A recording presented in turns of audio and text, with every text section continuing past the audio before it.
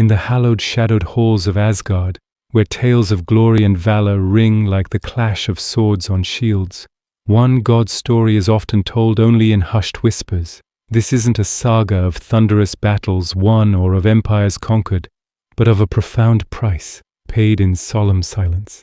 This is the story of Tyr, the one-handed god. Before the age of mighty Thor and his hammer, it was Tyr who held the highest seat of honor. He was the Norse god of war, but more than that, he was the very embodiment of law, justice, and unwavering honor. While other gods chased fleeting power or reveled in the echoes of their own praise, Tyr sought something more enduring, order. While they craved glory, he chose the quiet path of duty. He was the bedrock upon which the cosmos was built, the guardian of oaths, the keeper of cosmic balance. But a shadow was growing, stretching its hungry fingers across the 9 realms. This shadow had a name, Fenrir. The monstrous wolf, a child of Loki, grew larger and more powerful with each passing day. The gods, even in their divine wisdom, watched his ascent with a gnawing fear. The Norns, the weavers of fate, had prophesied that Fenrir was destined to bring about immense chaos and destruction, even playing a pivotal role in the final cataclysmic battle of Ragnarok. The All-Father, Odin, saw the future in his visions, a world torn asunder by the wolf's insatiable rage. Fear, a poison rarely felt in Asgard, began to seep into the hearts of the Aesir. They knew they had to act. Their first attempt was a chain they named Lading. They brought it before Fenrir, disguising their intent as a game, a test of his legendary strength. Surely, they taunted, a beast of your might cannot break this simple chain. Fenrir, proud and eager to prove his power, allowed them to bind him. With a single contemptuous flex of his muscles, the chain shattered into 100 pieces.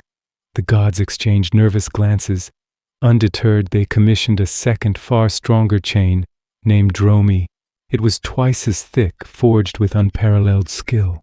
Again they presented it as a challenge. Fenrir eyed the new chain with suspicion, but, confident in his ever-growing strength, agreed once more. He strained, his muscles bunching like mountains, and with a great roar that shook the foundations of Asgard, Dromi too snapped and broke apart. The gods' nervous glances turned to open dread. Their laughter died in their throats. The wolf's own laughter, a thunder of breaking iron, echoed in its place, a chilling testament to their failure. The situation was dire. Fenrir's power was growing exponentially. He was not just a threat, he was an inevitability. Desperate, Odin dispatched a messenger to the dark, cavernous realm of Svartalfheim, the home of the dwarves, the most masterful craftsmen in all of creation. The gods needed a binding that could not be broken by mere physical strength. They needed magic.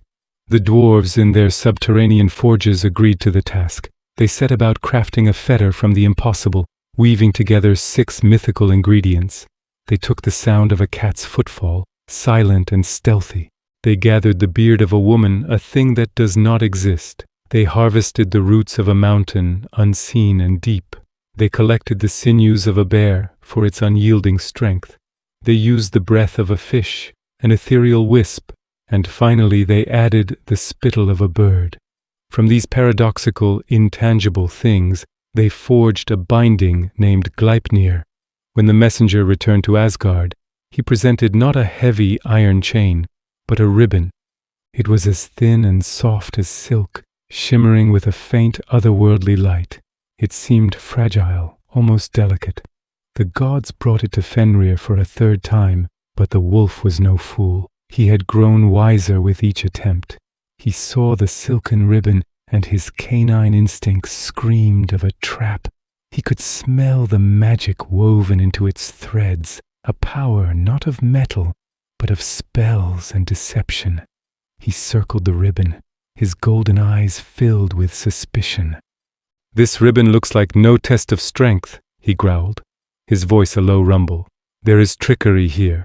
I will not allow you to bind me with it unless one of you places their hand in my mouth as a pledge of good faith, an assurance that if I cannot break this ribbon, you will release me." a promise that you will not betray me."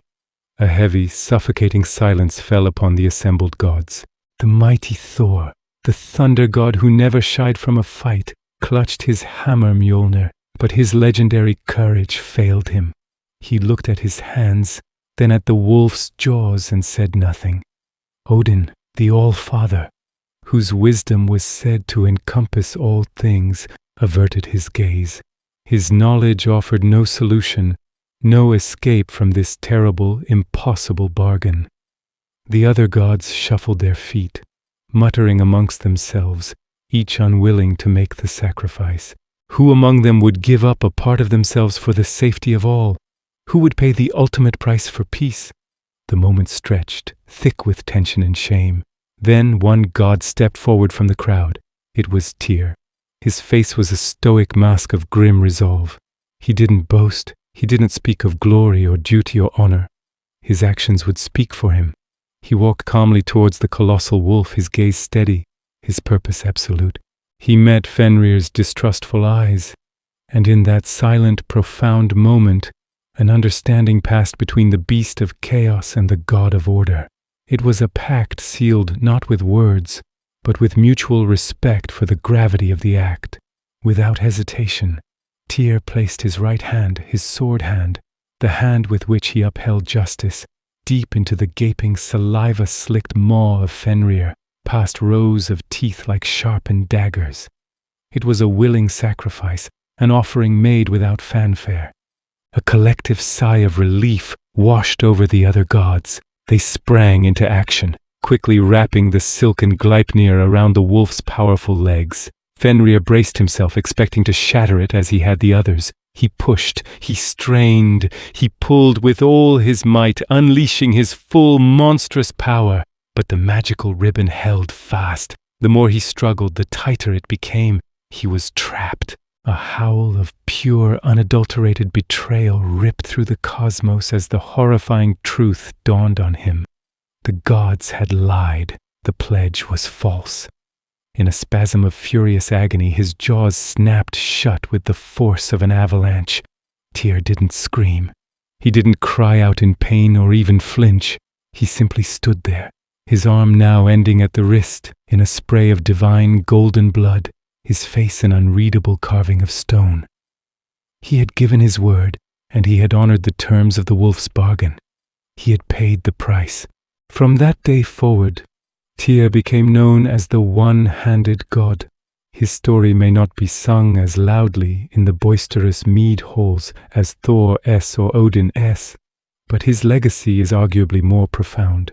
He is the god who stands as a silent sentinel at the very edge of chaos, the guardian who willingly chose justice over his own wholeness. He is a reminder that true strength isn't always found in the hand that wields the weapon, but sometimes in the one that is freely given away. His name is not just a name, it's a principle, etched into the very foundations of the world.